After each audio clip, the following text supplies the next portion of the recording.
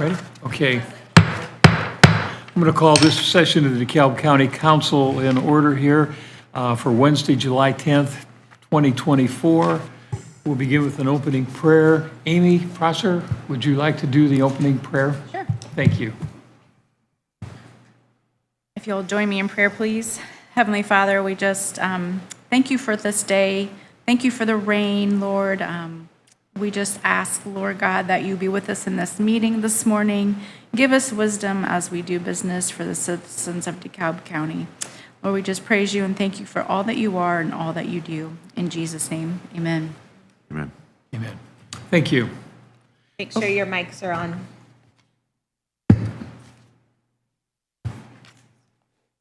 I trust everybody's had a chance to look over the minutes from the June 12th meeting. Are there any additions or corrections? Hearing none, if I can have a motion for approval. Motion to approve. Have a motion approval to approve the minutes from the June 12th meeting from Rick Collins. Do we have a second? Second. Second by Amy Prosser. All those in favor signify by saying aye. Aye. Opposed? Minutes have been approved. We'd like to recognize at this time the arrival of Councilman Van Wy. It's great to have your presence. So, I got stopped. I had to take 3 different routes to get in. Roads are flooded. okay, now let's take a look at additionals and transfer requests that do require council approval. We'll look at the transfers or additionals first. The first one is from Central Communications, and it is, just one second.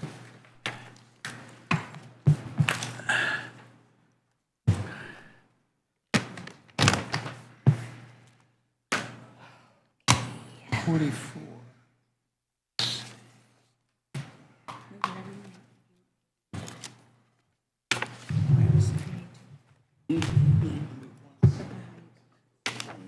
Oh, I don't have. It shows up good, right? I can't win. I am looking for, here we go. Okay, the first additional we have is from Central Communication. The fund name is Statewide 911 Fund. Fund is number 1222. Account number 44430. The account title is Equipment. And it is for a total of $106,558.50. Okay, was this included in the annual budget? The answer is no. The deal was not available at budget time. How will this appropriation be used? It's to purchase 158 dual-band fire department pagers. This will allow us to have better, more reliable paging coverage. Specific cost is $106,558.50. How was this cost determined?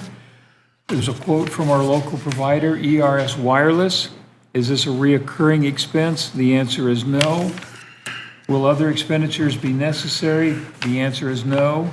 Was it discussed with the liaison? And that is yes, and that was Rick Ring. Rick, I have a question.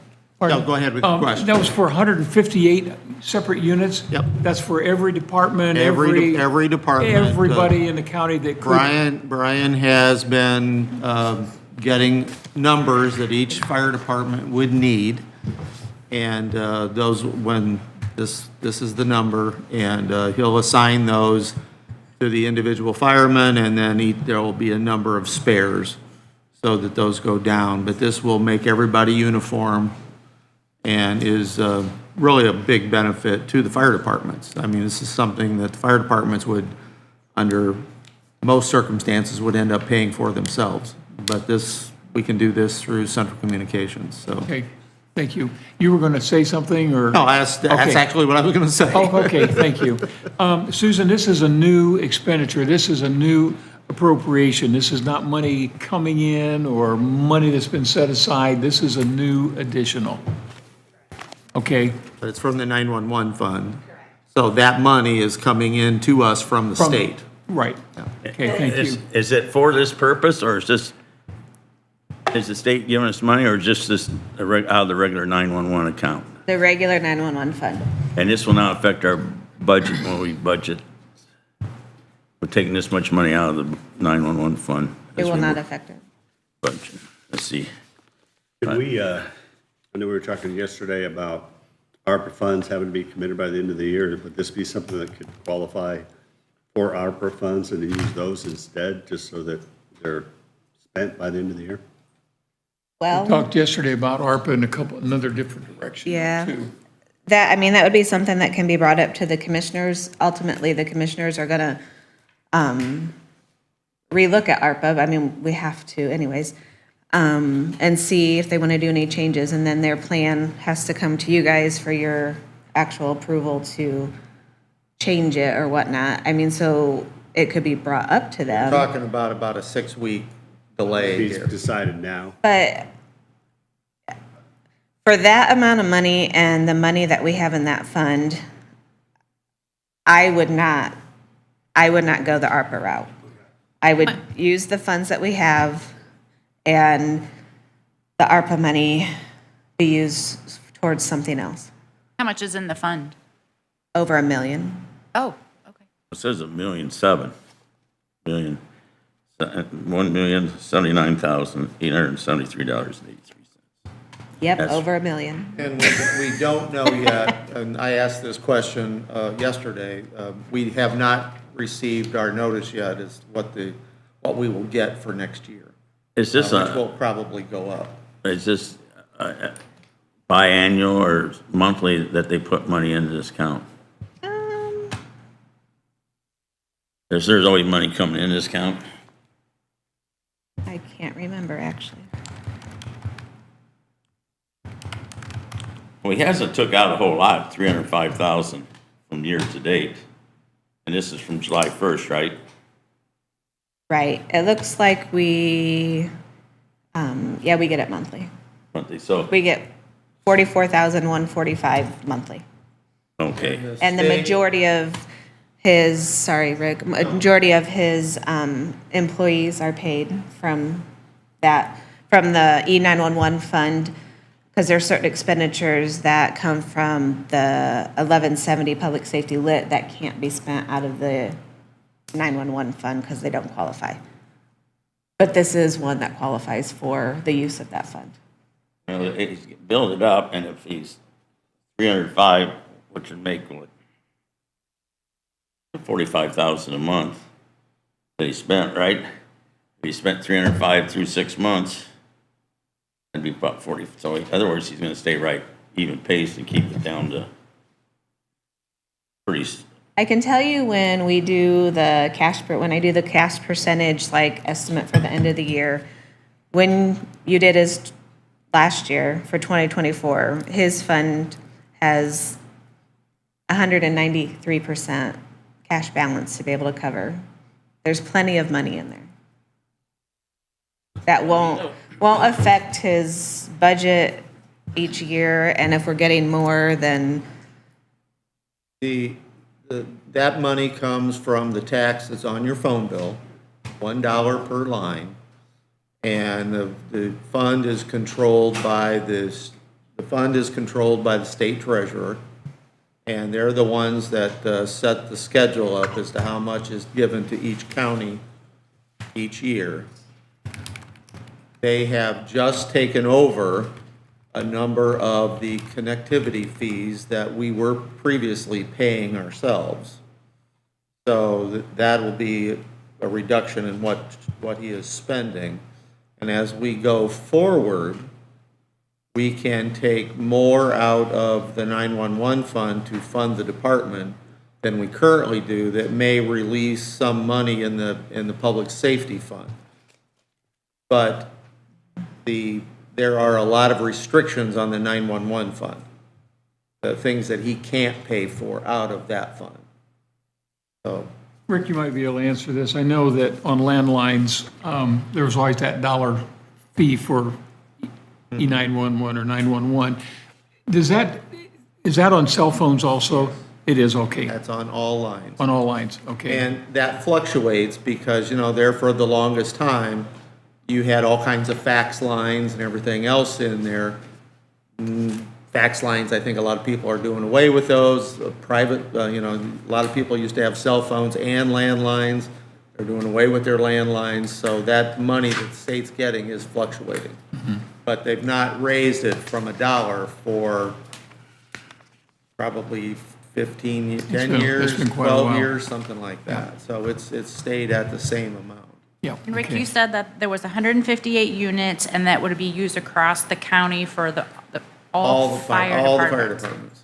I like Does that it. include? That's nice. Obviously, that includes all the fire departments within the borders of DeKalb County. Does that include the Hamilton Fire Department also because they That I don't services? remember. Tiffany, do you remember, is Leato and Hamilton? And you got Both Ashley in there. serve a big part of DeKalb County, each of them do. What? Both of those serve DeKalb County Yeah. on our northern and western borders. And you also have Ashley, which is stationed No, in. Ashley's getting- within the county. Ashley's getting this, Ashley's getting it. yes. Yes. You want to get into their car, get into the police car, and Ashley, they have everything from DeKalb County and everything from Hamilton County, Steuben County. I mean, it's a mess in that car, and they said if we ever flip one of these cars, things would just collapse right on top of us. I know, and there are issues with, Yeah. with that, but, can, I move to approve. Tiffany, can you text Brian and ask him if Hamilton and Leato were included? I don't remember. I know he probably told me, but I don't remember. We have a motion on the floor for approval. Do we have a second? Was that Bob? Yes, Bob. I'll second. Okay, Rick is seconding it. Okay, any further discussion on the approval of this? Hearing none, going to call for the question. All those in favor of approving the $106,558.50 for Central Communications signify by saying aye. Aye. Opposed? Motion is carried. Okay, the next one we have is from the Change Academy, and this is for a total of $120,000. And just one second here.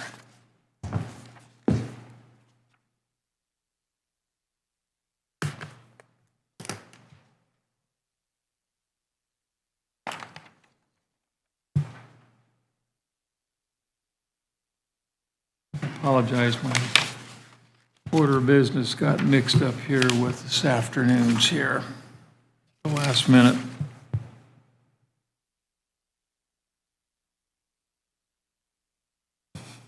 Susan, I might need your assistance on this one. What you looking for? I'm looking for, Their grant. what's that? This is appropriating their grant because they're on the opposite cycle. Trying to find, this Change Academy. It's not really an additional. That's an old, that's not. That's the, It should be in this. is it there? Okay. Yeah, all this right. is a different meeting. Okay, thank you. Need more paper. I thought it was only just me. All right. So this is from the Change Academy. Fund name is Juvenile School Fund. The fund number is 4116. The location 0913. The total amount requested is $120,000, and you should have an attached spreadsheet. Was this included in the annual budget request? And the answer is yes. How will this appropriation be used? It'll be used for wages, FICA, supplies. Is it- Postage. Postage, what's the other one? Mine's all kind of smudged. Incentives? Yeah, incentives. It's their whole budget. Okay, So it's wages, testing supplies, incentive, laundry, supplies, household supplies, operating supplies, postage, telecommunications, liability, utilities, building repair, maintenance, equipment rental, travel, training, and education, contractual services, and computer equipment. okay, thank you, I appreciate that.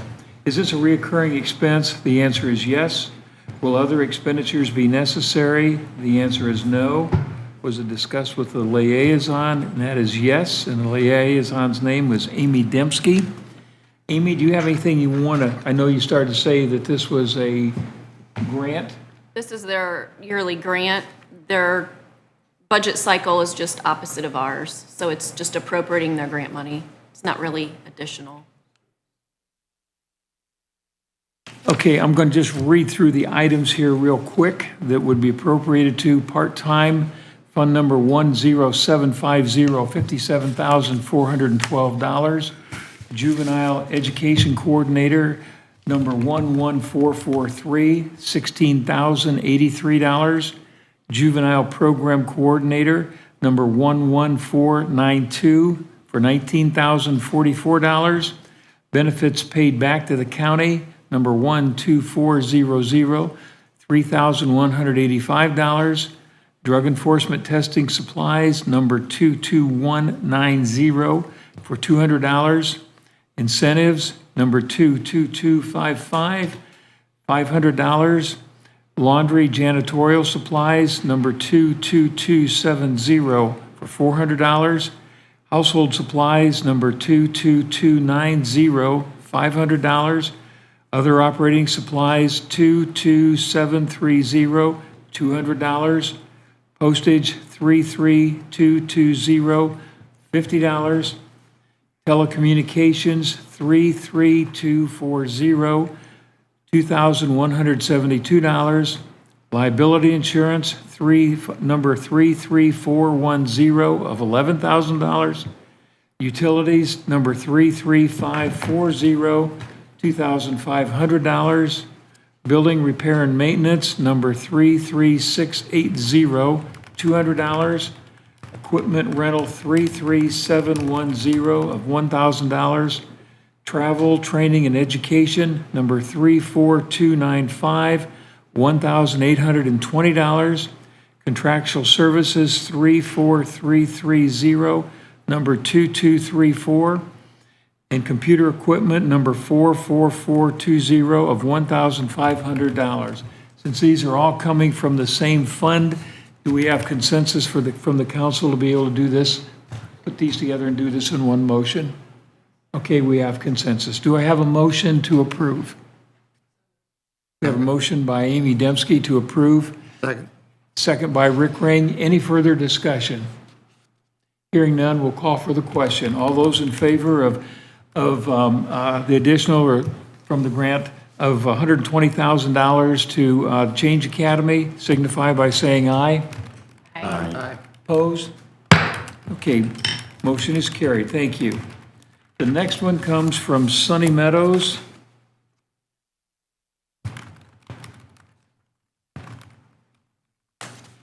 And it's from Fund 4121. The account number is 32780. The account title is Other Service Fees. Total amount requested is $2,000. And this is donations received for Sunny Meadows Cemetery and Historical Sign. Was this included in the annual budget? The answer is no. The project was not planned at that time. How will this appropriation be used? $170 will be paid to DNR for the historical sign, remaining available in case of future expenditures. Specific cost of the item is $170. How was this cost determined? Through a DNR invoice, which you have a copy of. Is this a recurring expense? The answer is no. Will other expenditures be necessary? Yes. And the reason is that donated funds to be used for cemetery. Was it discussed with the liaison? Yes, and that was Bob Kraft. Bob, do you have anything you want to add to this? Okay, this is donation money, correct, Susan? Correct. So this is not a county general. This is money that has been donated there. Correct. Okay, and it is for $2,000. Do we have a motion to? So moved. Approve? We have a motion from Rick Collins. Do we have a second? I'll second. Second by Bob Kraft. Any further discussion? According to this count, you only got 1245 in it. Yes, so I did 2,000. I can only spend what's in there. I appropriated 2,000 because we weren't sure how many more donations we're gonna get for the project. Okay. And we might What's that fund number? Phone number, Fund number. 4121.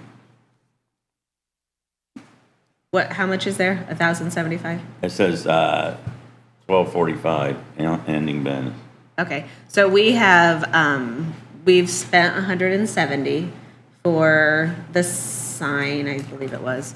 And then there's still 1,075 still left Okay. in there, so Where will this be located at? out at Sunny Meadows at the Memorial Cemetery, Where? right across the road, it's across the County Road road. 40 on the south side, at the far east or far west end of the property, Okay, so if anybody has, up on the hill. okay, if, yeah, anybody that hasn't been out there, you might want to go out sometime and take a look about this. This is the Lita Hullinger project, isn't it? That she's been working on here Yeah, with this. she was in the lead of all that. The historical part, she was Deal. asked to deal with because Mary Deal, the county historian, she normally works when you're at your meetings and when Okay. the commissioners are at the meetings. Okay, we have a motion and a second to approve the $2,000. I'll call for the question. All those in favor signify by saying aye. Aye. Opposed? Motion is carried. Okay, the last one we have is the Pokabosh Task Force. And I want to explain a little about this. We'll go through the information here on the request and then take a minute to explain a little bit about this. Is this a dance class? What's that? Is that a dance class? It is. And you are the No. lead Oh, instructor. you don't want me to do that. That'd be total chaos. This ought to make national news. Yeah. Okay, the department, our auditor is the physical agent for the Pokabosh Coalition, and we'll talk about that in a moment. Fund name, Pokabosh, is it Pokabosh? Am I pronouncing it correct? Pokabosh Task Force Fund, the number is 4900. The account title, see attached. Total amount requested is $50,600. The Pokabosh Coalition funds received, and the funds need appropriated to pay their bills. Was this included in the annual budget request? The answer is no. The reason not included was created in 2024. How will this appropriation be used? It'll be used for software maintenance fees, other expenses as directed by Coalition. Is this a reoccurring expense? The answer is yes. Will other expenditures be necessary? The answer is yes. The reason for the expenditures, as the Coalition sees fit.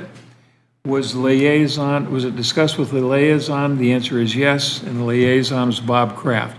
First of all, a little backup history of the Pokabosh Fund, if you're not familiar with it. We're basically, DeKalb County is a repository for the funds from several different communities. I think there's about, what, 7, 8, 9? 11, I think. 11, okay. And the amount that we, DeKalb County, out of this $50,600 would be responsible for is $2,900. The rest of it comes from the other cities, towns, and communities involved in the Pokabosh Fund here. So it's not a $50,600 expense for DeKalb County.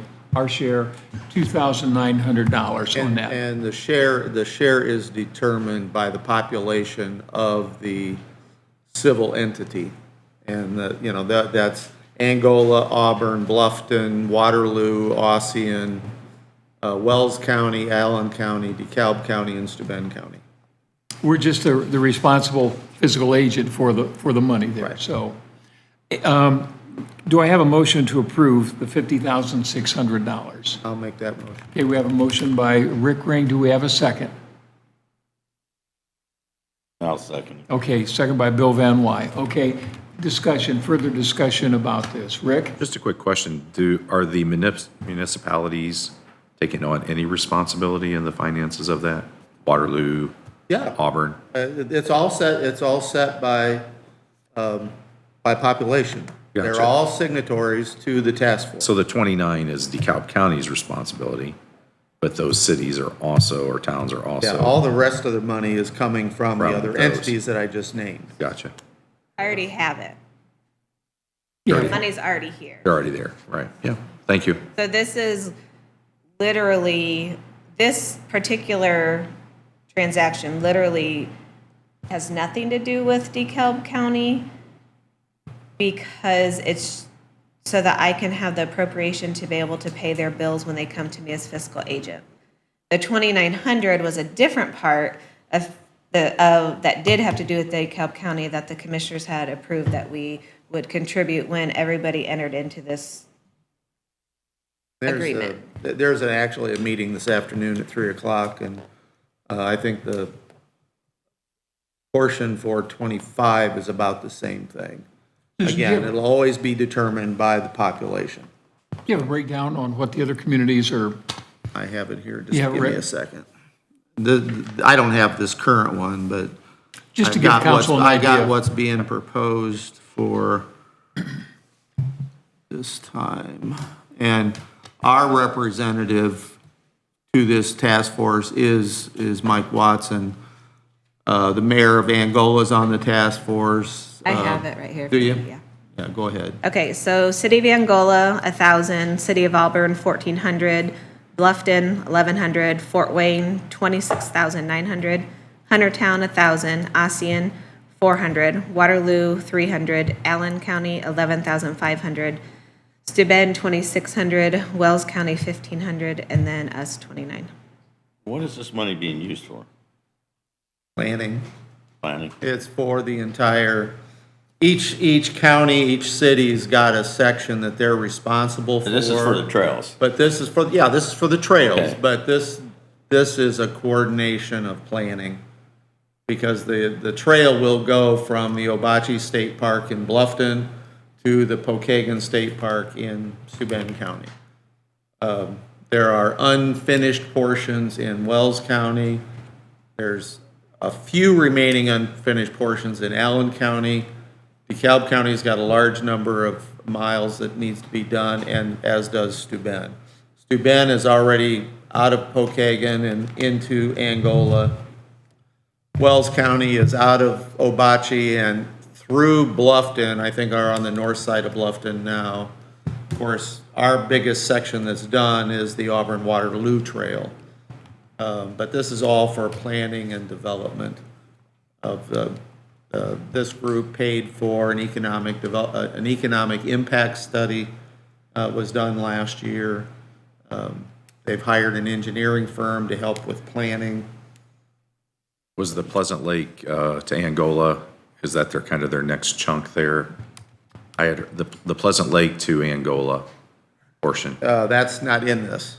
that's not in it. No, the route will come, well, yes, it will come down through Pleasant Lake. I'm thinking Hamilton. No, yeah, right. Because Hamilton wants in too, but they're not going, They're they're that not far. going east or west. We're gonna Right. complete the north-south section first. Yeah. Allen County actually will be to our county line by the end of this year. Right. They just let the bids for that section.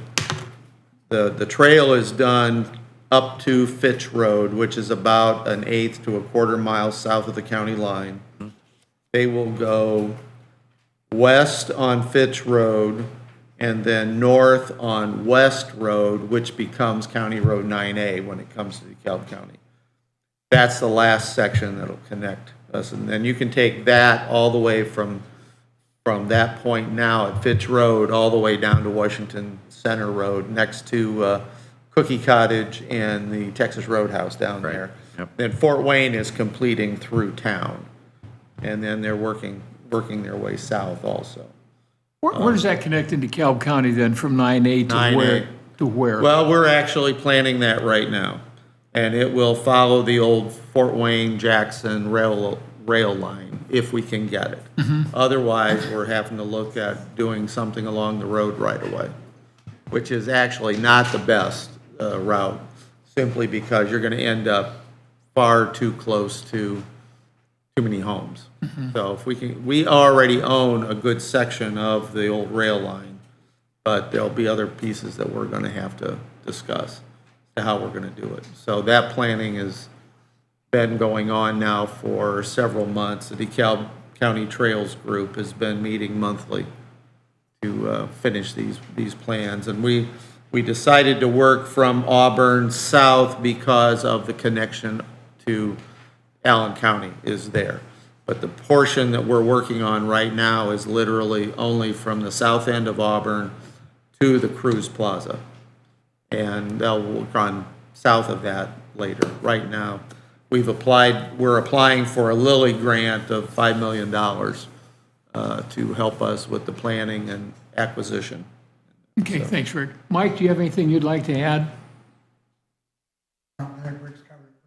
Okay, I had a question. Yeah, Amy. Rick, you mentioned that each community is responsible for a portion of the trail. What does that mean as far as responsibility? Is that like liability insurance? Is that some kind of No, fiscal? It's not liability insurance. Is It's it going to be, and maintenance? this has been or- a topic of discussion because if you go into Elkhart County, in that, along the Pumpkin Vine, most of the cities, towns, and county have park departments that are responsible for the upkeep of it. Okay, But you go to many of the other trails through the state, and there are independent groups, like DeKalb County actually has two groups. Auburn Waterloo Group is one, and then the DeKalb County Trails Group is the second. Okay. That would be trying to raise money independently to maintain the trails. But it just depends on what the situation is in each and every jurisdiction. Okay. Again, Elkhart County Park Departments, and the county has a park department, which is something that DeKalb County has tried to get off and on over the last 30 years and has never been successful in getting it. I would like to see that, but I think you're basically going to have these independent, not-for-profit groups out there raising money to get Okay. these things taken care of. gotcha. Getting it built's the number one project, and then we're looking at maybe 5 to 7 years that we're gonna have to make sure we've got funds to do whatever repairs, like, but you look here in Auburn, the Reeky Park Trail, that's, Park Department takes care of that. The Auburn Waterloo Trail, the Auburn Waterloo Group is taking care of that piece. Isn't that's slated to be widened, the Auburn to Waterloo? They've gotten a very large grant that will widen it from Auburn to Waterloo, because they have to be a minimum of 8 feet wide and preferably 10 feet wide to become an official trail. And that is, now, it is a part of the state of Indiana's trail connectivity plan for the entire state.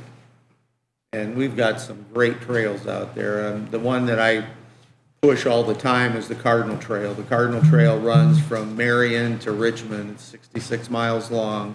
It's the longest one.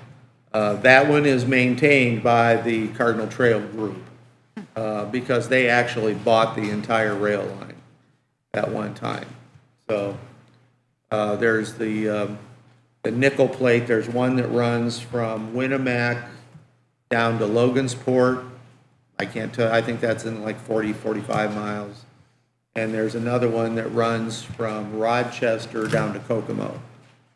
They're all wonderful trails. And then, of course, the Monon Trail down in Indianapolis, which starts north of Indy and runs all the way through town.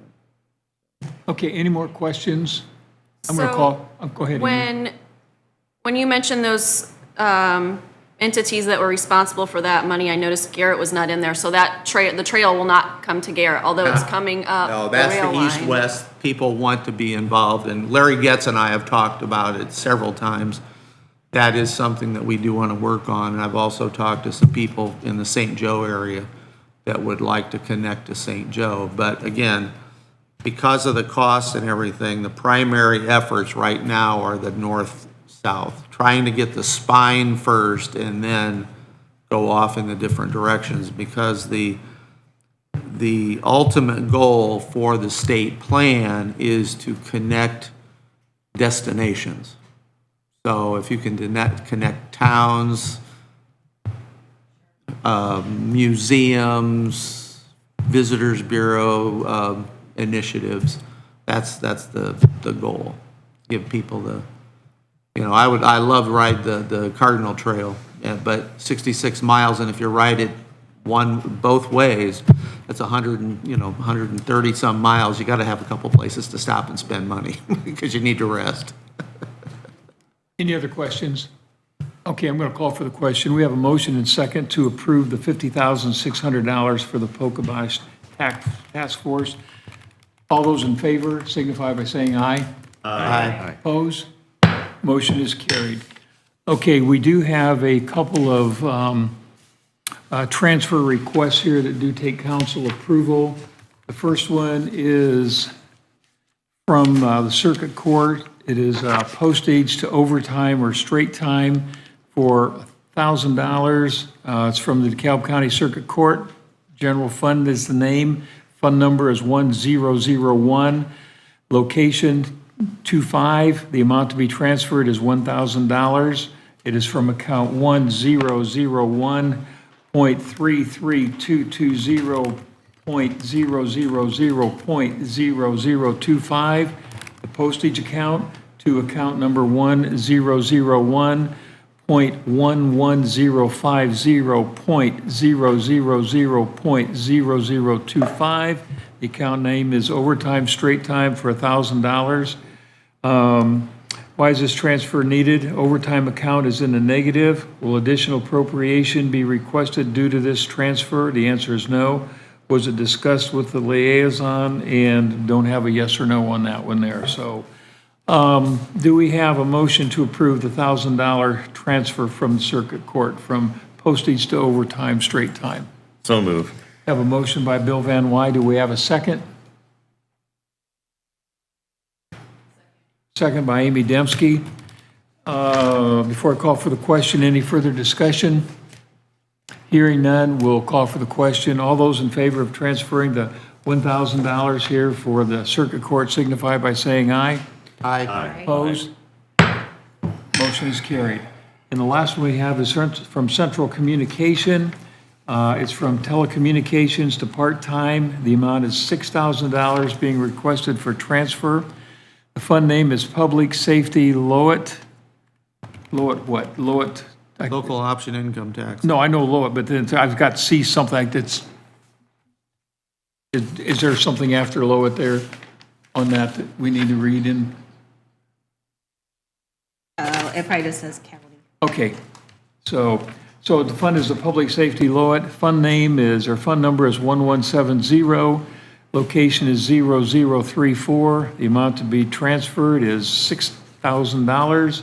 It is from account 1170.33240.000.0034. That account name is telecommunications, to be transferred to account 1170.10750.000.0034.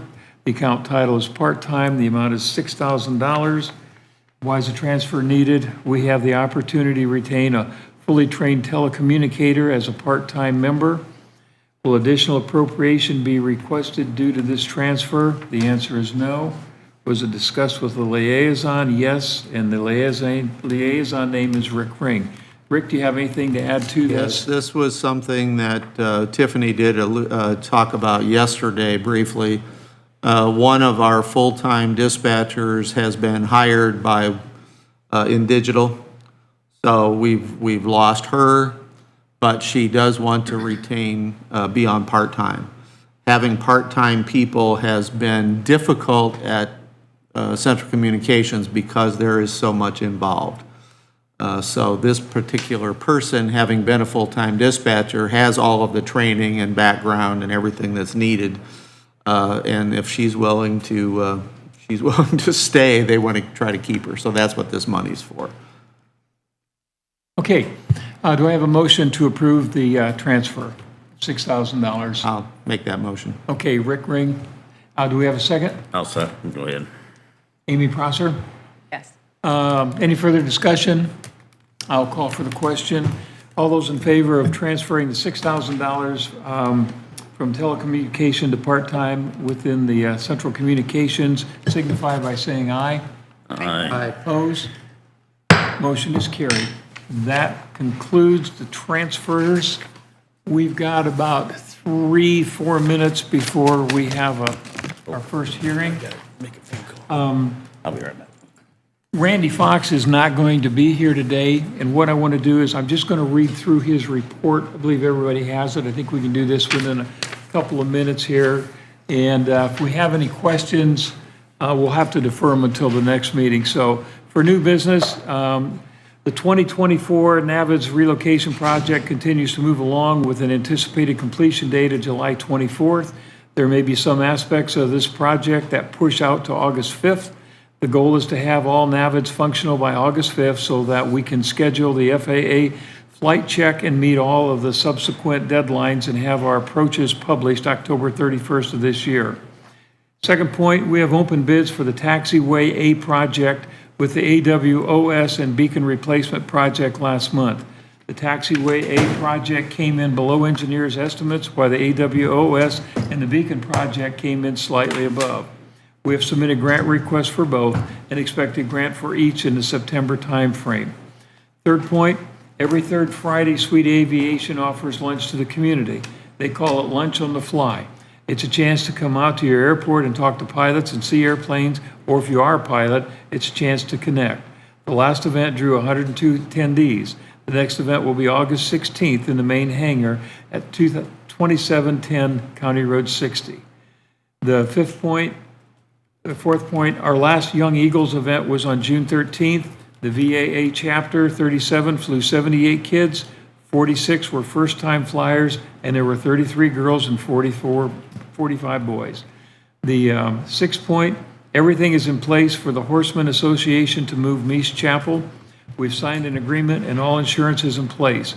We understand that they will start to remove the annex in the coming weeks. Their plan is to have the building moved to their property before the snow flies. The next point, we are getting some prices on constructing new T-hangars. The board feels that it is time to get rid of the old ugly hangars, and construction costs seem to be normalizing. And finally, the board may be narrowing in on a new name for the airport. More to come. Old business, none. If you turn it over, you can see the operation count by the month for the jets, the helicopters, multi-engine, single engine, and so on, as well as the bar graph down below on the above-mentioned aircraft there. So any further questions, defer them to Randy next month, but Randy could not be here today, so.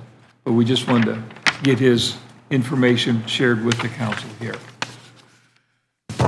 Okay, we are just almost at 10:45, and what I'm going to do is we will close this part of the council meeting. We do have a declaratory resolution that we need to discuss. This has been advertised, so at this point, this will be for, just 1 second. This will be for RCC Day 6, a confirmatory or declaratory resolution to create an ERA, which is an environmental revitalization area for Project Red. This time, we're open to the public for any discussion from the public. Is there anybody from the public here that would like to speak for or against this resolution? Hearing none, we'll.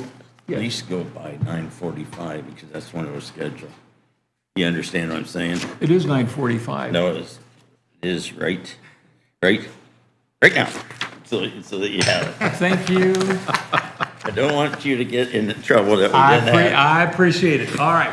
The public comment time is now officially extended. And if anybody here would like to say anything for or against, you're more than welcome to. And that includes you, Councilman Van Wy. Hey, I am for this. Where this is going, it has been zoned industrial since 2004. It is set empty, completely empty till 24. Is this 24? Yeah. And So if all we've been collecting is property taxes, no farming, no nothing, it was zoned industrial. If this ain't a reason to put tax abatements and get a business in there, I don't see where anything else. This has been empty. And we have an opportunity to bring someone in here and give it to Noble County that we got him, and should do this. And it's the ideal place. We might as well get a business and get him started, and in 10 years, we'll have, well, and actually in 2 years, because the abatements go down, we will have more money coming in. And we can zone this as industrial, get more money off the property tax. It's a win for the county. It may take a couple of years to get full blown, but leave the ground set. We just grab the property taxes. We're just losing money. And it would being, we are going to continue to collect the property tax on the ground. So the only abatement is going to be on the actual business that he's building. So Bill makes a very good point. This is a way to increase the assessed valuation. And again, last year, we had a very dismal increase in assessed valuation of 0.67%. We need to keep that assessed valuation keeping track with inflation. Thank you, Councilman Van Wyk. You egged me on, so you got me going. I was about ready to walk to the altar there, Pastor. Oh, how quick we learn. Thank you, Bill. Thank you, Rick, for your input there. Does anybody else have any input you want to make about this before we do take a vote on this here, on the resolution? This is a resolution only. It takes one vote, and that'll be done here in just a couple of moments here. Anything else? Okay, do we have, first of all, it is a... Close your public. Close your public. I was just going to say that. This the public hearing part is now closed. That's why he has a left-hand man. That's right. That is right. I mean, that is correct. Okay, this, I just want to read the title here. It's DeKalb County Resolution 2024 RCC Day 6, a confirmatory resolution for the creating of an environmental revitalization area and real property tax abatement. And this is for Project Red. Susan, do we need to read the whole entire piece here on this? You just need to read the title because I had presented it to you all. And I know we've discussed this on several different occasions here. So, do we have a motion for approval on the confirmatory resolution 2024 days RCC Day 6? So move. We have a motion to approve by Councilman Van Wy. Do we have a second? Second. Second by Councilman Rick Ring. Any further discussion? Hearing none, I'm going to call for the question. All those in favor of approving the resolution for Project Red signify by saying aye. Aye. Aye. Opposed? Aye. Motion is approved, 6-1. Okay, Now, is this the last thing that we need to do with this particular project? Yes. All right, so this designates the area plus grants the tax abatement. Correct. Very good, thank you. okay. We still have, we have a few minutes here yet before the second one, which is advertised at 10 o'clock. And we will be right on 10 o'clock with the public testimony part.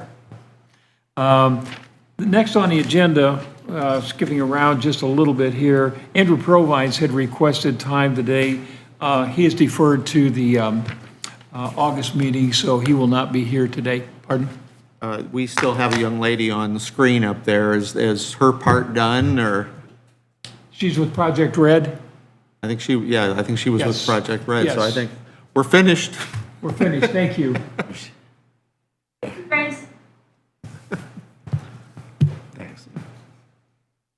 Was she part of the ownership? I think she's the planning Office. firm that they hired Yeah. to do this. She's consultant, but we didn't install her or anything for not calling on her. You did them all. And stuff you don't know, yeah, and stuff you don't want to know about. Thank you. Okay, we have 10 minutes if anybody would like to take a break. One thing Yes. we can do real quick is, I added the, January to June commissary reports that I just received from the sheriff. So we need to motion that we acknowledge that you've received received that. it. Have those now Yes, in the packet. yeah. Yours is online. If we printed it for you. I still Should like, look like this. It is Sheriff in letterhead. the folder on the SharePoint also. You just add that, or is it already in there? We just had it. I added just received it. it yesterday. So we're showing receipts of $54,722.63, total disbursements of $17,476.06. Do we have a motion to approve the commissary report from the sheriff? Motion. We have a motion from Amy, second from Rick. Okay, any further discussion? Hearing none, we'll call for the question. All those in favor of accepting the receipt of the commissary report from the sheriff signify by saying aye. Aye. Opposed? Motion is carried. Thank you. Now we're on break.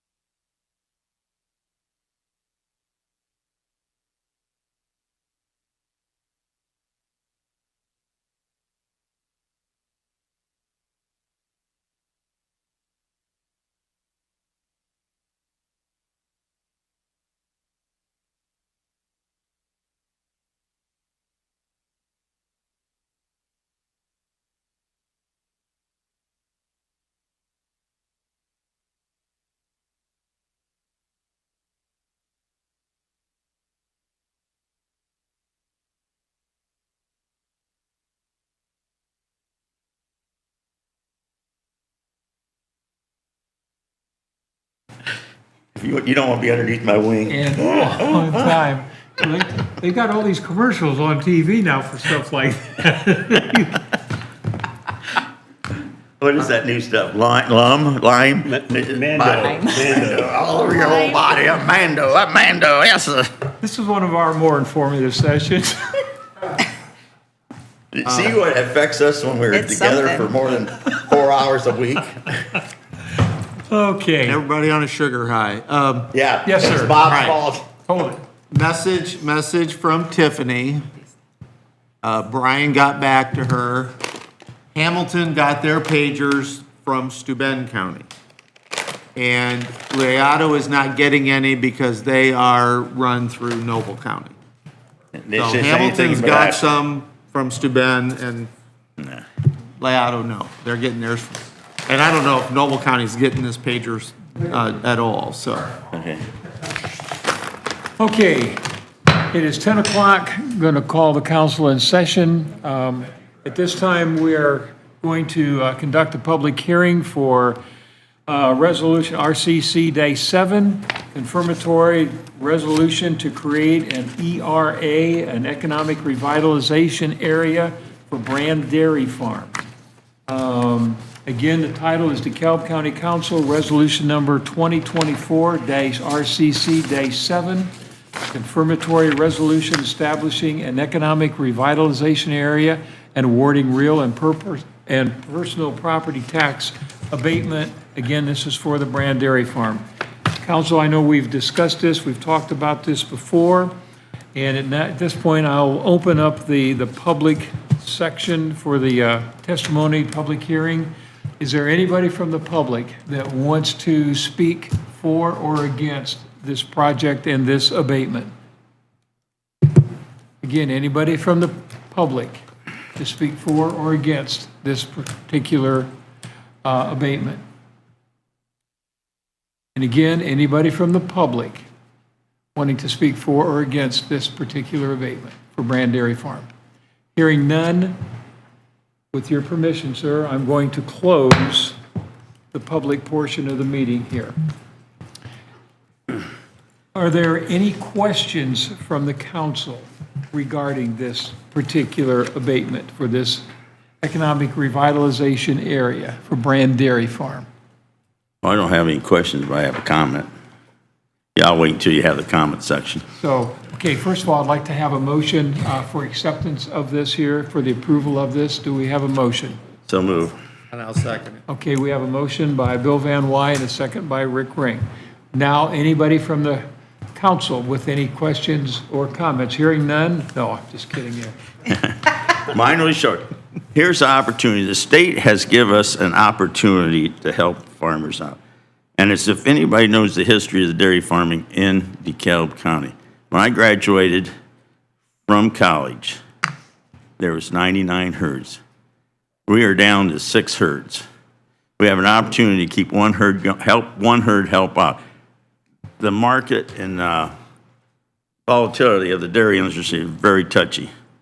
And if we have an opportunity to use what the state gives us to help this dairy make it for, and they're building this, and if everybody's listened to it, they're building it for their son and their grandsons, who 2 of them wishes to come back. So this gets the opportunity that they will have a chance to come back. And in the past week, and this is what really touched me, we had a dairy go out in Steuben County that as of 2 weeks ago, they were talking about doing something different. Now, as far as expanding and other things, and all of a sudden the markets and whatever, the labor caught up with them, and they're just tired of, and they're young kids, they're in their 30s. So if we have an opportunity to help a farm, and this is different than someone's coming in and saying, hey, I'm buying $1.5 million combine, I need tax abatement. This is going to be permanent for at least 15 years. I don't know, when we built ours, we had 15 years loans. I don't know what theirs are, but they need help to keep going because of the volatility of the milk market, and they have a chance to do this. And it is also being built for one reason too, is labor. You do not have the labor to help, and this will reduce some of their labor. They still have to have, but it's not as demanding as a full parlor. So I am very in favor of us supporting this. And since the state has given us opportunity, we should take a chance and everything. I know there's some of you don't think we should help farmers, but it is our opportunity as a councilman to help the farmers. That's it. I make a motion to approve it. Can we have a second? I just want to. Bill. Yeah. Give a second. Oh, did it already been motioned? Yeah. Yeah, we're good. I just have a comment. Whether or not I vote on this does not have any reflection whatsoever on whether or not I like farmers, and I do not appreciate the insinuation. I just made the comment. Again, I have to agree with Bill, and this has given us an opportunity to support the farming community in DeKalb County. And I understand, Amy, I understand your issue is tax abatement. It has nothing to do with farmers, and I appreciate that. But farming right now is in dire need of help. Their property taxes are going to be going up considerably this year because of the way their assessments are done, in a 6-year rolling average, and all of the low numbers have dropped off, and so now they're averaging all the high numbers. So that is going to hurt them. And DeKalb County, like the other pretty much the other 91 counties in the state, has concentrated all of their property tax relief through local option income taxes to the private homestead property owners.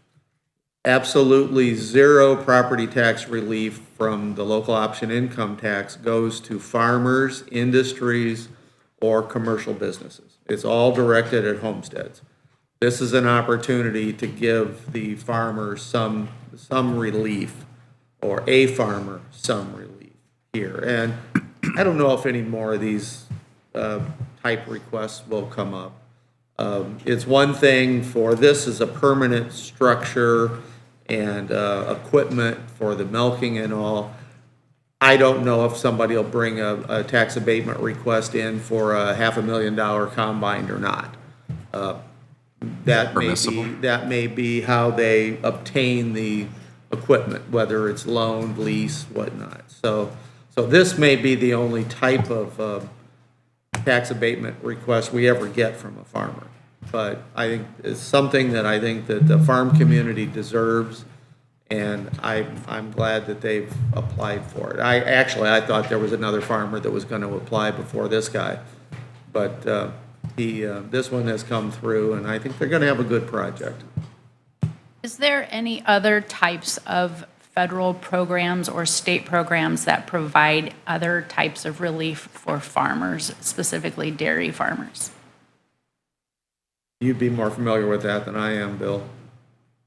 In the last 5 or 10 years, we have been kind of pushed to the fact that we have to take out insurance for everything.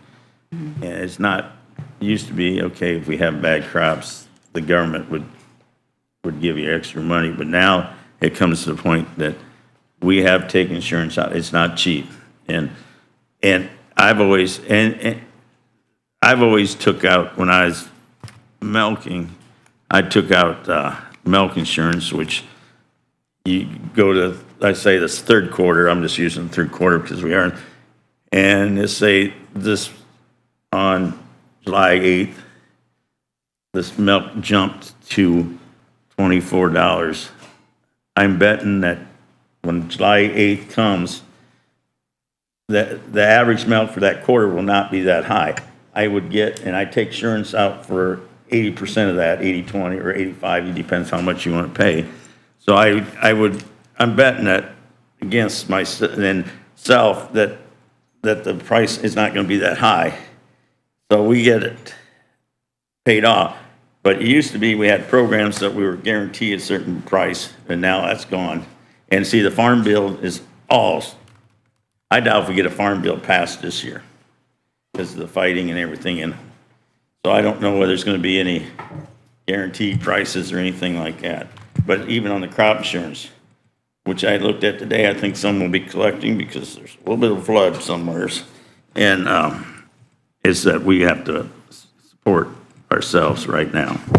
There's a few programs out there, but you have to be extreme to be accepted or something. Were you looking at maybe programs for equipment purchases or anything like that along those lines? Correct, because I know that farmers definitely have there's different programs that are available to them to help them, right, through different processes or losses. And I didn't know if that also applied to dairy farmers. Well, anything that programs for losses, and there is still programs, they're far few between. I mean, dairy farmers are included in that, but it's not so much for the dairying, it's for the crops that go into the dairying. See what I mean? Mm-hmm. And everything. So, and there's funds, and I see the other day somebody came across that we qualify for, you can apply for different, if you have losses like up in like Minnesota and Iowa, you can go through and apply for federal grants. Most of them are grants or loans back to you. So. Any other comments, discussion? Okay, we have a motion and a second on the floor for the approval or denial of confirmatory resolution number 2024-RCC-7 for economic revitalization area for the Brand Dairy Farm. I'm going to call for the question. All those in favor of passing this resolution signify by saying aye. Aye. Opposed? Aye. Motion is carried 6-1. Dave, while we're on tax abatements, I would ask that the tax abatement committee meet and discuss the dollar values of tax abatement that we're giving. You know, we started the both of them you can talk to. checkoff sheet and assign dollar values. You had to expend X amount of money to get so many years. Now that we've used this for over a year, I think it's time that we sit down and review what those numbers are, whether we should raise or lower the dollar values needed, especially with the way inflation has been and everything. So I think maybe at some times we've been a little excessive in the number of years that we might want to reduce that. But anyway, I think it needs discussion. So if the tax abatement committee can meet and do that, That's fine. I think it'd be good. And Bill brought up an issue previously about different farm equipment, again, the combines and the other farm equipment that is so large in dollar value. I think we need to look at that and consider how we would handle those if one would come in. Let's try and get the committee together before the next meeting. Okay.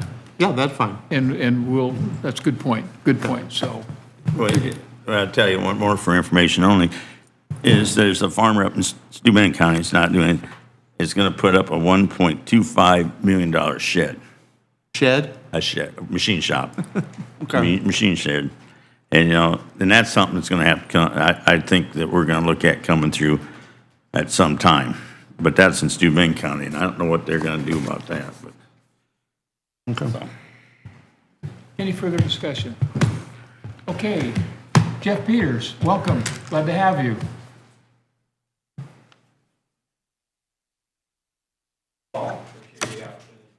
Is that light on? Thank you all. Appreciate the opportunity to be here.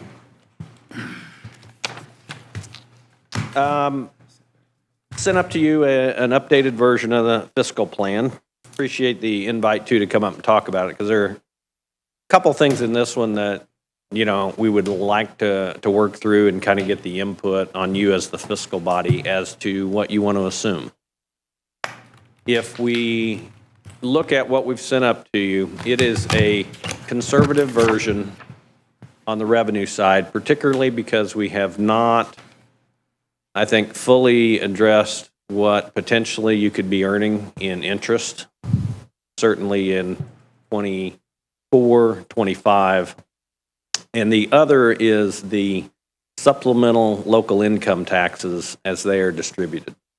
Now, for the last several years, the state budget agency makes these determinations as to how much income tax they send out to you in your initial distribution. We have found now, as you'll notice from what you received in May, I think you got, what, $1,400,000 or $1,500,000 in local income tax, which is under-distributed local income tax from 2 years prior. So they continue to be ultra-conservative on their assumption of your income tax distribution, and then they're forced by a statutory formula to flush it out 2 years later. We have not included those going forward, and kind of two reasons on that. One is the budget agency works off of 2-year-old data when they make these projections and decide how much they're going to distribute to you in the next year. They can, at their discretion, and they won't tell anybody exactly what that methodology is, but they will decide basically what they think that growth factor is for that 2-year period that they don't have audited data for, and then decide how much they're going to send out to you. The other part is to that the statutory formula gets calculated typically by them in February and distributed in May. So if we do actually have a recession and a decrease in income tax receipts, I would expect that they'll cut their projection, and then that statutory formula will not flush out any money to you. That being said, you know, they have under-distributed you by a couple $1 million a year. So from the projection side of the fiscal plan that we sent up, if you stay within like a 3% budget increase, even the conservative model pretty much covers that. So I don't think that's an issue. If you have more operationally that you want to put on the budget and you want to see, do we have a potential revenue source that we think is going to cover that? I think we could mock what the budget agency has done in the last few years and show you a supplemental lit distribution coming forward. I think that would be reasonable. I think that would be prudent. You have, at this point, built sufficient cash balances, particularly in your general fund, but also in your MVH fund, public safety lit fund, and your economic development income tax fund. So you've got good cash reserves if we did go through a recession, assuming that it wasn't incredibly severe or incredibly long. I think your cash reserves would get you to the other side of that, where revenue would come back up. More than willing to change that assumption and calculate that for you if you want to see it. The other thing that we've done on the interest side that I think needs to kind of be discussed as well is we've pegged in the general fund previous, when we had basically no interest rates, your interest earnings were a few $100,000 a year in the general fund. Last year, it's $3.2 million. And we see this around anybody with a substantial cash balance utilizing a good investment strategy has seen that great increase. The assumptions we've made, I believe, is like $2.8 million for the current year, and then like $1.5 million for those out 3 years. Again, the concern I have, we want to hit what we think interest earnings are probably for that 3-year period. We don't know when we get the next recession. Certainly we will have one. Again, don't know how severe or how long. One methodology that I've used for other clients that they've decided they want to see is the Fed puts out from their body as to what they believe monetary policy should look like from this year to next year to 26 to 27. And their current methodology, or the majority of the Fed, they think that for 25, they should basically drive down rates by 1%, which would be going about from 4.25 or 5.25 to 4.25. The following year to 3.25. The year after that, 2.75. We could implement something like that that would show more interest earnings for you in your model. I think that's very possible. Again, though, my concern is when we hit that recession, what we've seen the Fed do in the past is drive rates down immediately and very sharply. And the last time, they've stayed there for quite a while, and interest earnings did not materialize for a long period of time. Again, from your position, you have great cash reserves. So I think you could withstand something like that, utilize some of your cash on hand in order to get to the backside of the recession and be okay. What were those rates that you said for 25, 26, 27? The rates that I looked like on that Fed survey was currently or sometime in 25 being at 5.25, dropping to 4.25 in 25, 3.25 in 26, and 2.75 in 27. Thank you. Your cash reserves, the actual amounts or the funds? For which fund?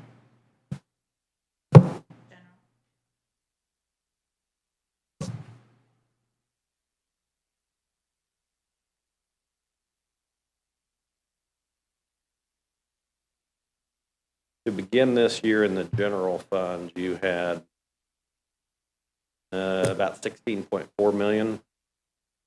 Based on these supplemental lit distributions and your activity, we would anticipate you're going to be probably at 18.5 million at the end of this year.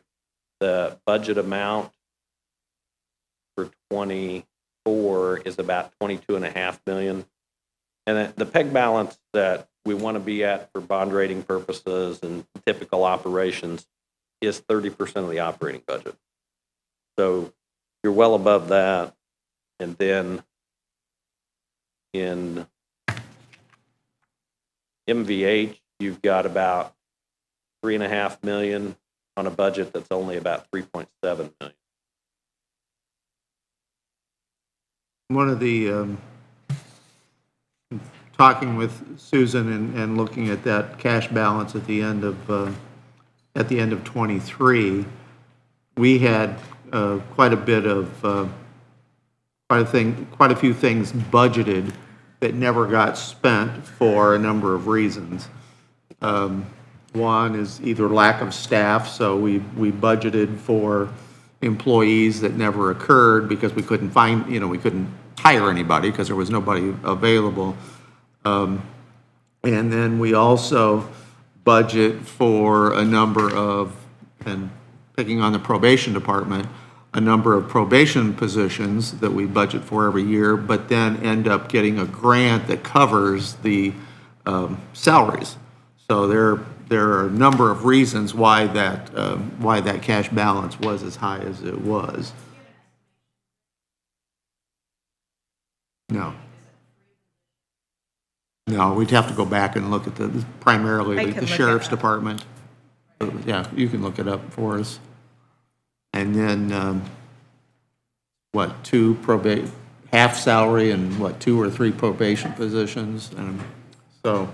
Yeah, that's good information to And have. then, as far as what the state is retaining, one of the things is this the number that we've been working on from County Council Association, where the state retains, I believe at one point in time, it was in excess of 15%. And we've tried to get that dropped down. I think they might have come down to 11%. At this point, the formula is still 15. Still 15, because we have been. In the old days, it was 50. Yeah. And I know that they changed that back during the worst part of the recession and started reducing that. And we're trying to get that down to 11. And I know that that'll be another push that we take on this year with the legislature to reduce that to 11%. So Yeah, and It's that- just money that the state's holding, that's our money, that they're holding for us in case of. Actually, they credit you the interest. You have a historical account held by the budget agency, and even these increased earnings, and that's part of why your income tax distributions have risen as quickly as they have, because the state is paying you interest on the amount they under-distributed to you for that time period. So it's actually, it's fair in that regard, other than you're delayed 2 years of getting the proper amount that you should have got. And Then inflation would eat that up. that's a good point. Inflation would eat up the interest. And it hasn't been critical that we get that money, but there are a number of counties throughout the state where it is critical that there are functions that they can't do because they don't have the cash in hand.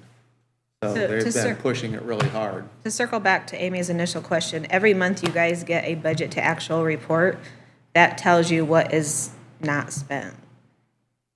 Good point. So I should be your more observant. January, probably in January would have been for the December. Like it's a month behind so that you have the full month. Jeff, going to the MVH fund. Previously, Would you in the explain what last that few is, years. Rick? Would you explain what that is, just because we're Oh, the streaming? motor vehicle fund. Thank you, yep.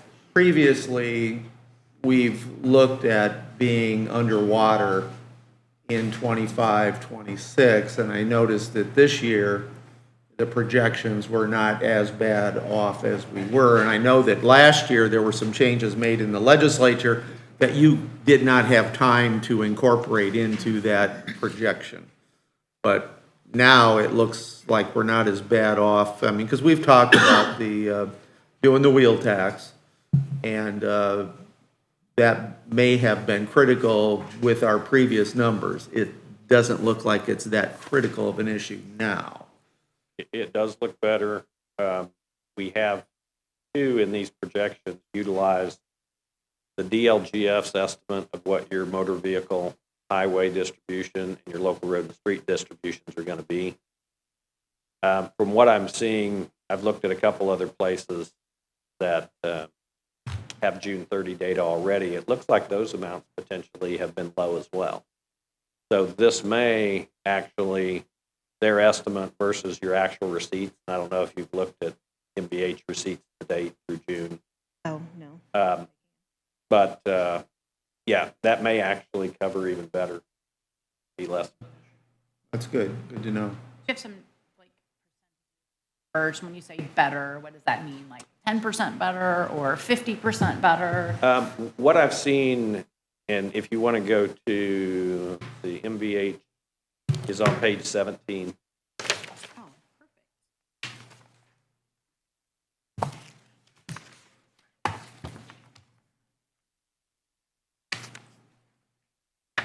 So you can see on that top revenue line, MVH distribution, in 2023, you actually received $1,997,442.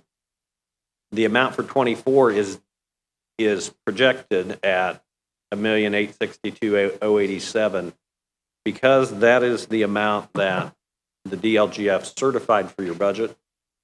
And I typically try and honor that for them, because I am assuming at the state level, when they go through, because they determine the estimate of basically all revenue.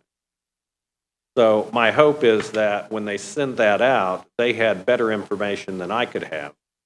So therefore, I should assume that you have this reduction. What I've seen in live data in a couple places so far is that it's more like 2023, almost identical to 2023 is the pattern they're on today versus that estimate. But Well, let me again, make sure I we'll be under- going into the budget cycle right now. So as we look at that, hopefully that will correct to that.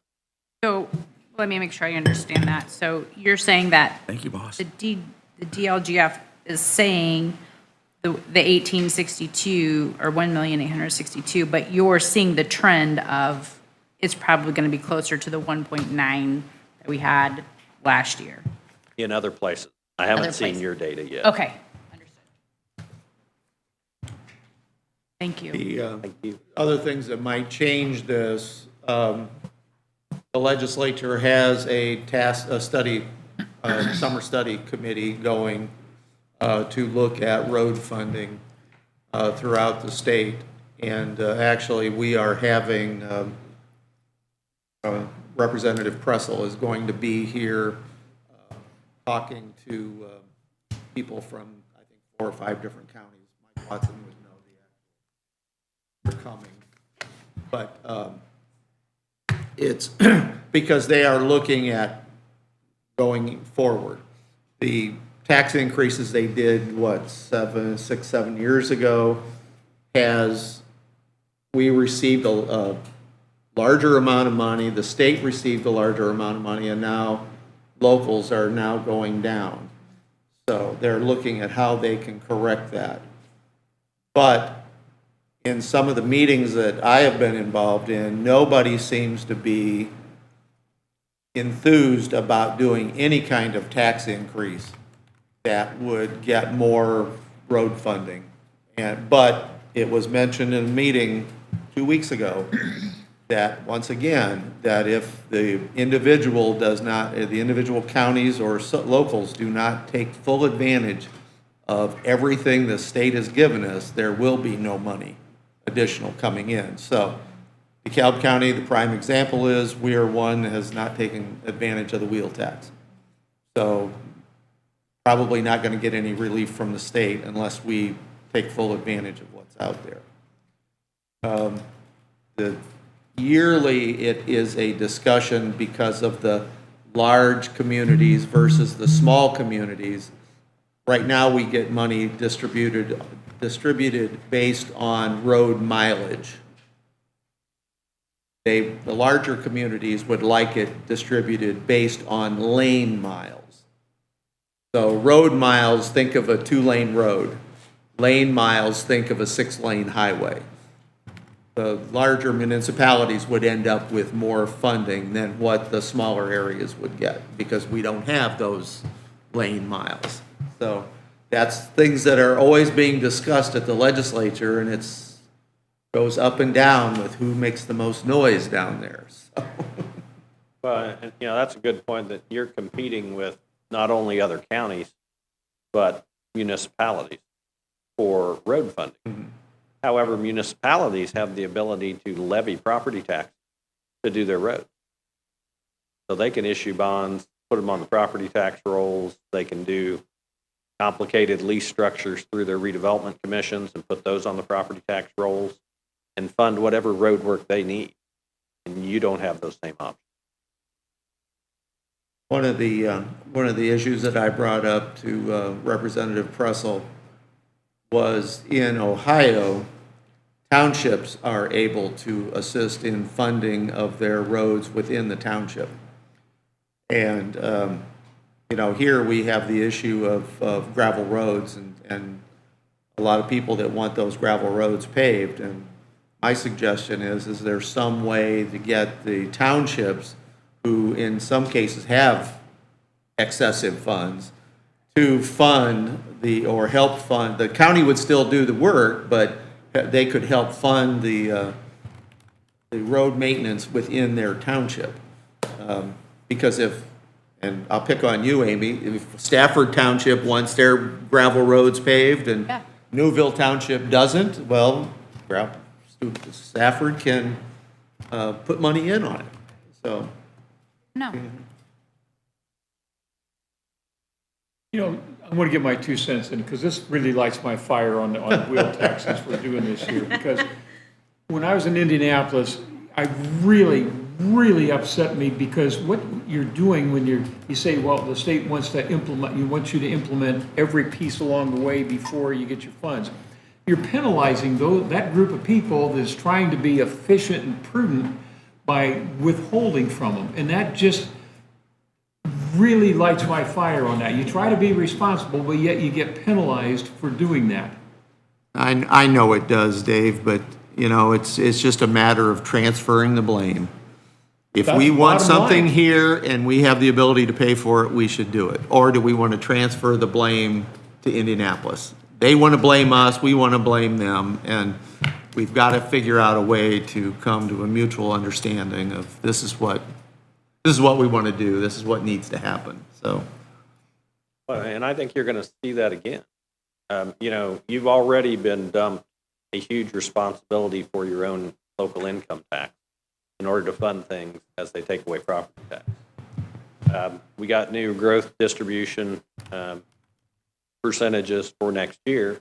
It's still capped at 4%, should have been 5.5.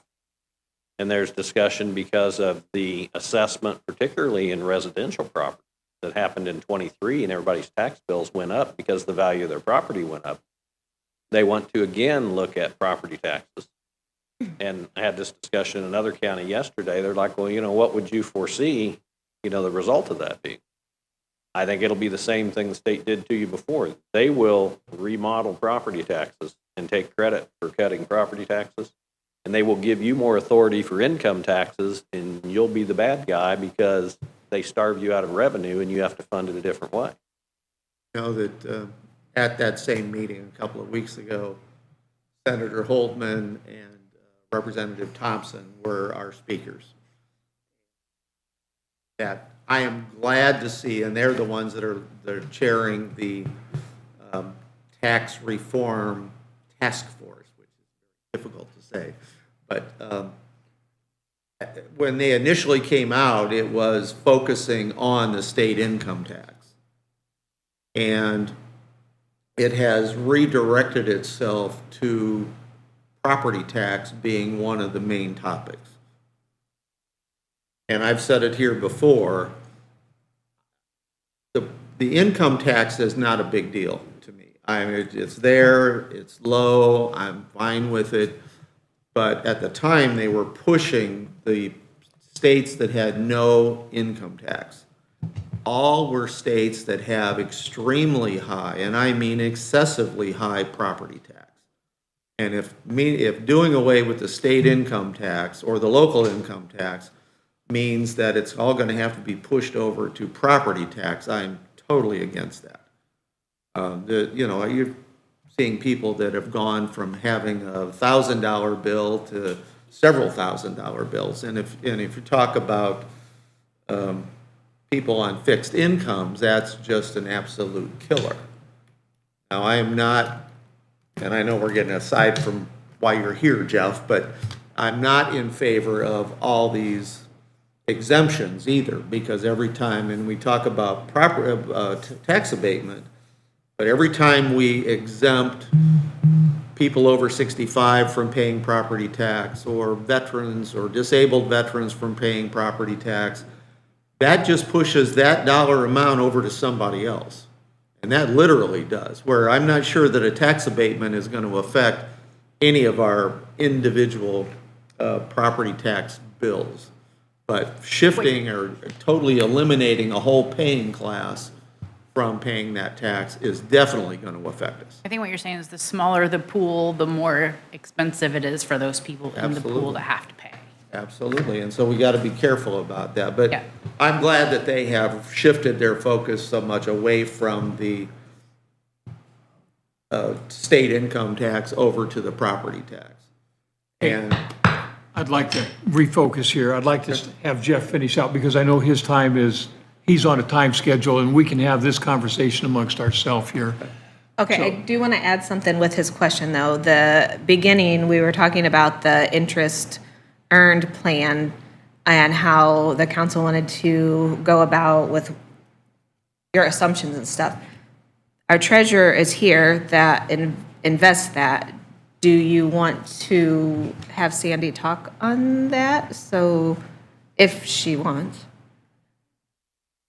I mean, maybe it would just help to know what we want to put in the plan. well, I was going to say, hopefully we've always included Sandy in the decisions we make, I hope.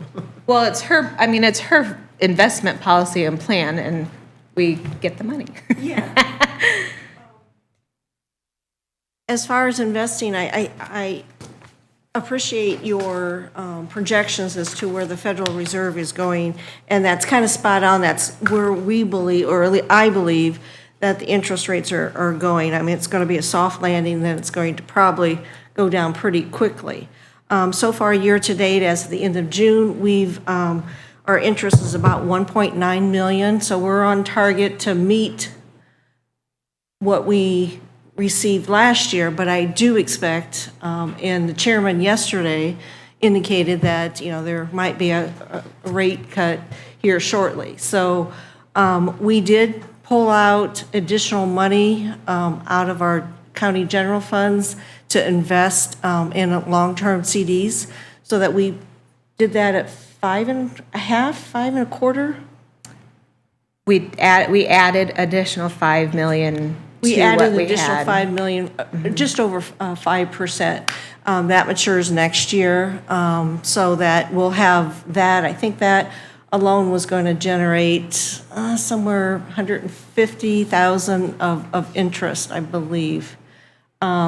So, And with that, Sandy and I talked, and with that, I had asked her to, that 3 million of that 5 million, that if needed, in a year when it matures, would just come back to county general and stay there. But if we're still in a good position, then we can have her invest it again. But I didn't want to say yes to 5 million forever and not get some of that back. So the 3 million is kind of right. a yearly decision. Yeah, and based upon Jeff's projection of, where we're going to end up at with, in county general, 18.5 million of reserves, I think we're on target. And, we'll talk about that in a year. Yeah. But, so I think we're in a pretty good position. I think it aligns well with what your thoughts are. So does anybody have any specific questions in regards to our investment policy? As CDs came up for renewal this year, I believe 2 out of the 3 that we've received so far, we put those in 24-month CDs so that they're out there a little bit longer. We can capture that. And we've got a couple more that will mature by the end of the year, and we're hoping to get decent interest rates, at that time. So as a reminder, sorry, for council, yearly, Sandy is always investing 2.3 million. Always, yeah. That's how it's always been. For 100 years, I think Yeah, it's been 2.3. forever. So always, she's got 2.3 to invest, and then this year we added the 5 Right. to see And- what we could do. And then in addition to that, I play around, I don't play. I move our funds around to invest those in short daytime investments, pull them back as needed, and manage that cash flow so that we always have something there. And the auditor's office has worked with us to let us know ahead of time of any large expenditures, so we have the money in-house. And you said that money goes back into county general, or does it go to a specific fund that we use, or can it go to a specific fund if we needed to designate it for something? All of the interest goes to county general, Okay. except for a tiny bit that has to Of do highway. with a highway CD. Yeah. The 2.3 always stays in well, it's never there. It hits the 2800 fund 2800. It shows it coming in, and then it shows it going right back out because we mature and. Right, you're always keeping Yeah. 2.3 in there. So, but all that interest goes to county general. But there's no specific, does it just get spent anywhere we want to? It just goes as part of the cash balance. Okay. So it's Nice. not specified It's in to a here. specific account or department. It just adds to the cash. Okay, got it. That's my question. Thank you.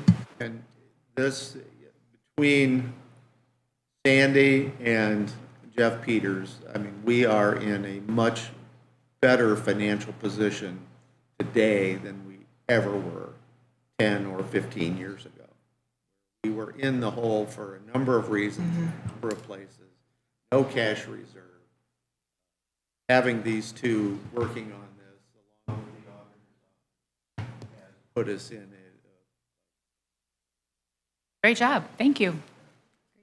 If I could, one question on the investment policy. Do you utilize Trust Indiana at all? Have you looked at that compared to? Yes, that is where the majority of our funds are. We've got probably, I mean, I just keep what I need here local and at different banks locally, so that if we needed to do a cash draw, we have that. But Trust Indiana has the largest bulk of it, yes. They're easy to work with. I can bring money in and out on a daily basis, and yes.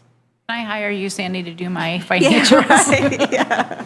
Great job. Let's see how many digits you have behind your net worth. Well, it's not that many, never mind. Jeff, is there any specific fund that you would say needs special attention or is maybe in a little bit more precarious position than the others? Well, one I would say is in the end, reassessment. You've accumulated millions of dollars there and you continue to overfund it. I think for going forward in budgets, you may want to underfund it, reallocate that money to health in general. Needed. The only fund I see, precarious would be your road fund. And, that's every county. You have more road needs than you're ever going to have funding for. And, don't really have a good solution to that. As you mentioned, the state expects you to implement the wheel tax surtax, which nobody wants to do. And that only gets you part of the way there. The other thing that we see utilized is your economic development income tax fund for road projects. I don't know if you do that currently, but you can budget projects through the economic development income tax fund for roads. If you have, Which would be the lighted that the commissioners have. yes, and if So- you need even more funding than is being provided, you still have the ability to raise that income tax. Again, the same mantra. I know you don't want to raise the income tax, but if you need that to address roads, that's one of the avenues that you have available. The commissioners do currently, I think it's 900,000 this year. They currently pay $900,000 of highway operations or something, and something towards the highway. In 25, they put in $1 million. So had the commissioners not been helping the highway would have been depleted a long time ago. And that's a common funding strategy. County pledge a lot of the economic development tax program. And we do need to keep in mind that the commissioners also agreed to, that's where they're paying for the bond payments for the new highway as well.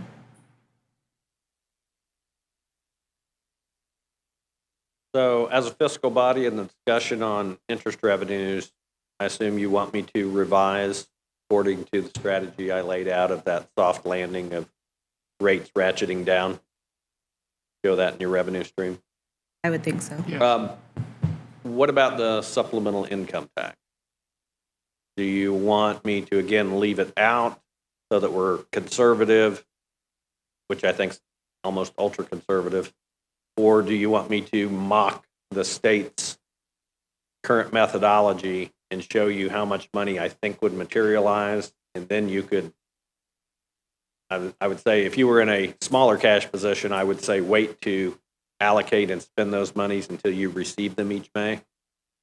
But What if we just did like half of it? we can do that too. I can calculate it and say, here's half of what is available there. But again, you have such great cash reserves at this point in time. Wouldn't bother me if you were making one-time purchases with them.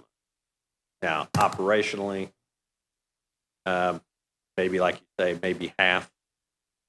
If we were going to make some operational and those expenses that would continue for perpetuity. Since we have a major expense coming down the pike in a new jail at some point, would it be possible to take that supplemental and stick it in rainy day or in some fund to pay for or help pay for a jail? You could. What I've envisioned, the accumulation of your cash reserve in the general fund, I assume when that jail project comes, you're going to pledge the cash out of the general fund that you don't need. Plus, everything you've accumulated in the correctional facility lit fund, and then debt finance the rest. So, because, yeah, at this point in time, I would say your cash reserve is, yeah, great. But I'm assuming that's going to be spent to get that project, not knowing yet what it's going to be, how much, or how much. Jeff, if you do any recalculation, will that have any impact on bond rating? No, and your bond rating, I'll say this safely, your bond rating typically will not change except those times that we go issue additional debt. Go to what? Go issue additional debt. Okay. Now, there are certain circumstances that I don't think you would ever undertake where Standard & Poor's would come back and look at you and say, oh, we're going to downgrade your bond rating. Yeah, you just don't partake in things that would do that, I think. Will it change when some of that debt comes off? Because we have corrections that have come off in 3 years, I think. That bond. Again, it will probably not change until we go ask for a rating, and I would say it probably will not, because you will have issued a debt that they thought was at this level, and you paid it off according to the schedule. Therefore, everything's in balance. Supplemental income, can we just give it to Sandy and let her make money off of it? Absolutely. We could. Absolutely, yes? Well, and that's, by default, that's where it'll fall out. It'll Okay. fall into the general fund cash, the public safety lit cash, and the light ed cash. So it will be part of the whole investment strategy. Jeff, when you calculated the reserves, the ARPA funds are to be expended out. Is that part of that, or is that totally separate? Because there's a pretty large chunk of that still left. Yeah. I have, just for ease of getting it out, I've shown it going away. If Going you guys away. are going to spend Perfect. it, because I know that is a fairly short timetable. So yeah, whatever earnings you're making off of that as well would just be above and beyond what we're looking at. Okay.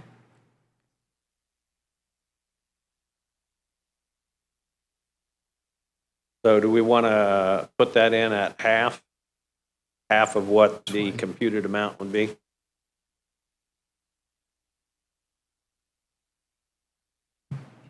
If we know half, then we can calculate what the whole is. Right, it'll They'll be in a just help separate us. line item for you, so you can double it to see what I think the statutory formula would be. Perfect.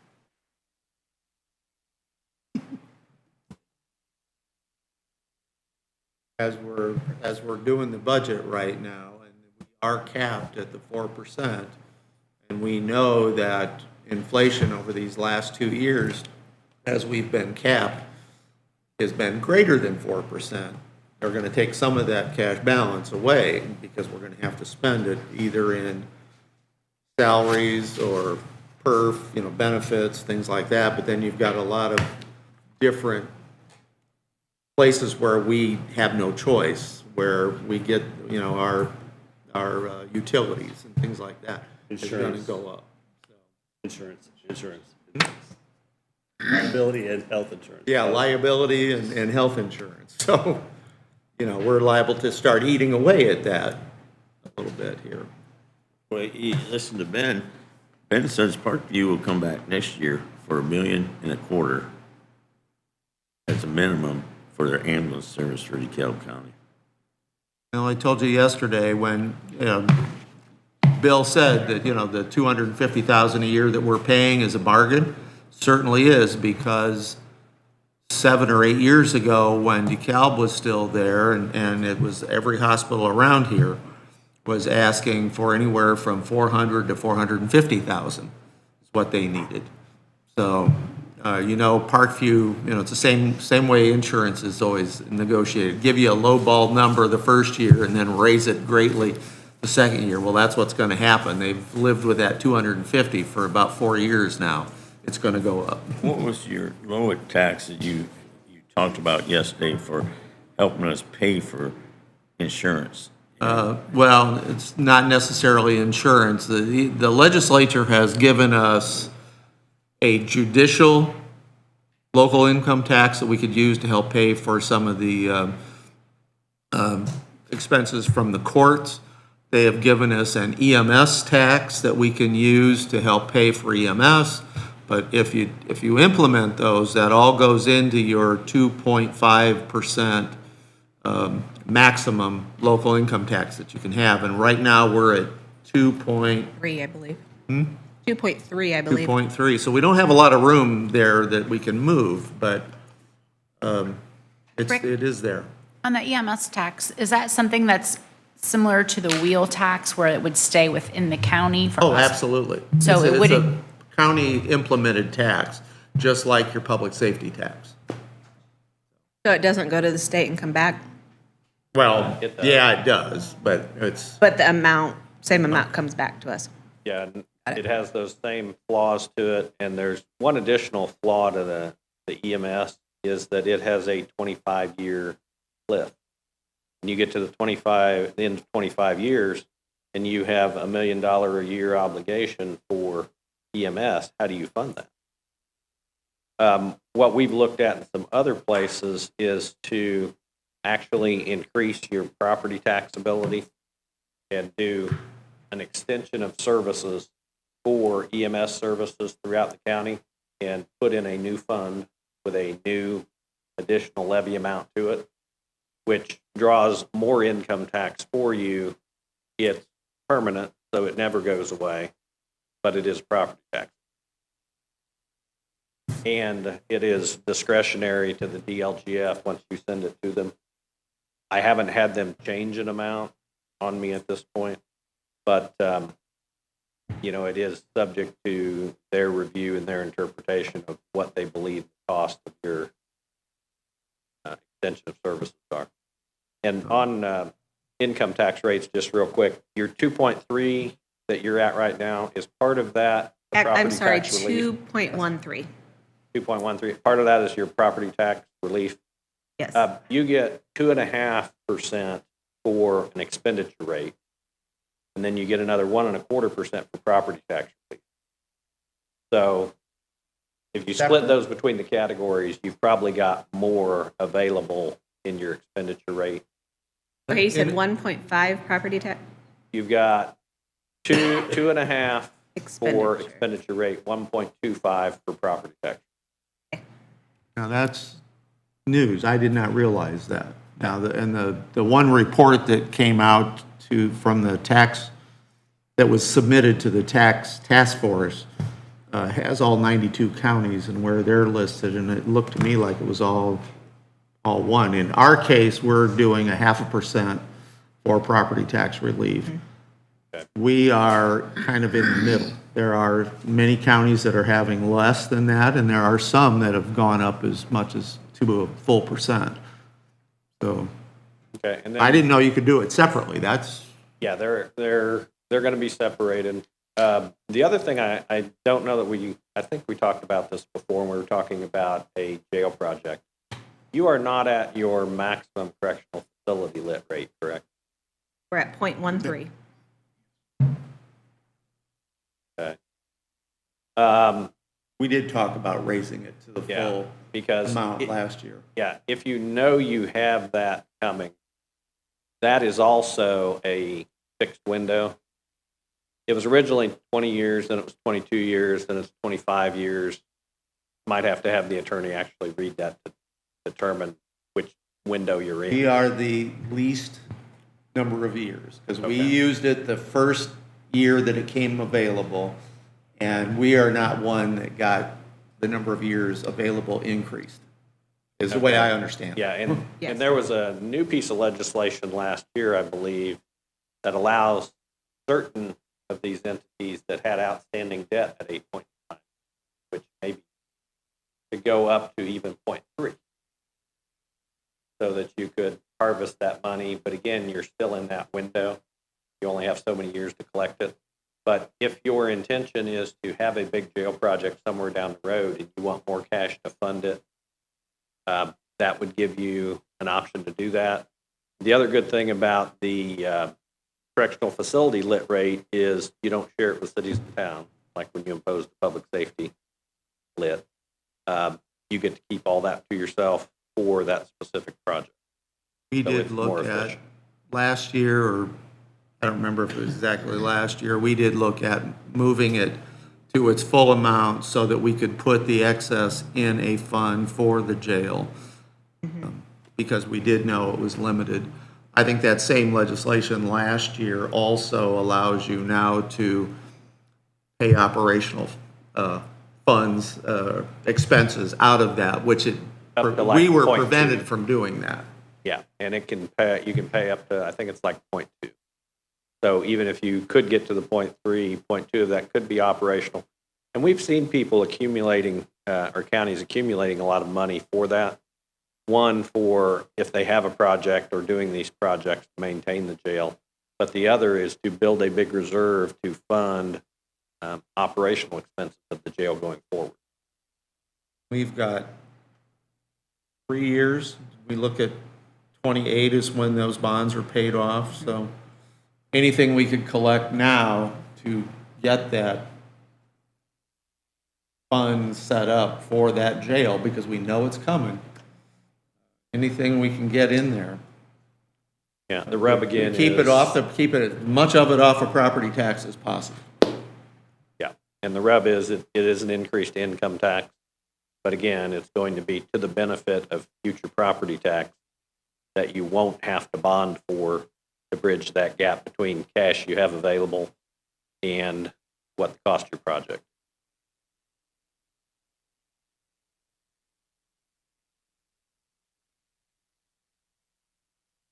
Anybody got any specific questions for Jeff? Jeff, you have anything for us? No, I think you guys are doing great, and as Rick said, you guys have come a long way. Really in good shape. Just glad we get to help you position yourselves. I'll revise the fiscal plan and send up a copy of that so that you can see what that changes revenue-wise. And yeah, whatever help you need with the budget, anything going forward, just give us a call. Thank you. Thank you so much. Appreciate you coming up. You guys do not realize this. I was on this board when we had to cut $2 million at Dale and everything. When I first came on, that's what kind of things we were doing. We did. And even though the commissioners that time didn't want us to hire him, I think that's the best move we ever did. They argued with us to hire him. Oh. It's amazing where we've come from and what we had to struggle with Thanks, Andy. before. We struggled with the sheriff's pension, we struggled with paying off the debt from the being self-funded, and that's all gone past because we've been fairly diligent about keeping things. Thank you, sir. Thanks, Jeff. Okay, does anybody else have anything to come before the council? Do I hear a motion? I make a motion that we adjourn. Have a motion and a second to adjourn. All those in favor signify by saying aye. Aye. We are adjourned. Thank you, everybody. And we are coming back for